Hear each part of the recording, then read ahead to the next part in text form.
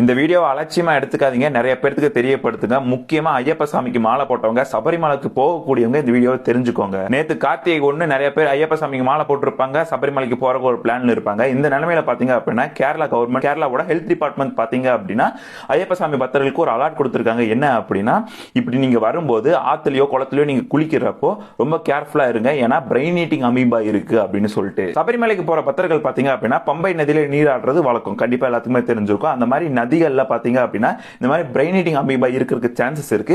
If suppose நீங்க வந்துட்டு அன்கம்ஃபர்டபிளா feel பண்ணீங்க அப்படின்னா அங்க நிறைய மெடிக்கல் கேம்ப்ஸ் இருக்கு, அதை யூஸ் பண்ணிக்கங்க அப்படின்னு சொல்லிட்டு கேரளா ஹெல்த் டிபார்ட்மெண்ட் சொல்றாங்க. இதை தயவு செஞ்சு அலட்சியமா எடுத்துக்காதீங்க. ஏன் சொல்றேன் அப்படின்னா, கடந்த அக்டோபர் மாசம் 12ஆம் தேதி கேரளால பாத்தீங்க அப்படின்னா கிட்டத்தட்ட 104 கேசஸ் ரிப்போர்ட் ஆகுது. அதுல 23 பேர் இறந்து போறாங்க பிரெயின் ஈட்டிங் அமீபானால. அதே மாசம் அக்டோபர் 18ஆம் தேதி 129 கேசஸ் வந்து ரிப்போர்ட் ஆகுது. அதுல பாத்தீங்கன்னா 26 பேர் இறந்து போறாங்க. சோ கேரளா ஹெல்த் டிபார்ட்மெண்ட் பாத்தீங்க அப்படின்னா வரக்கூடிய பக்தர்களை வந்துட்டு ரொம்ப கேர்ஃபுல்லா இருக்க சொல்லி அலர்ட் கொடுத்திருக்காங்க. இதை பத்தி நீங்க நிறைய பேருக்கு தெரியப்படுத்துங்க. போயிட்டு வரும்போது நல்லபடியா வரணும் அப்படிங்கறத எல்லாருமே விரும்புவாங்க. கண்டிப்பா எல்லாரும் நல்லதே நடக்கும் அப்படின்னு சொல்லிட்டு நிறைய பேருக்கு தெரியப்படுத்துங்க.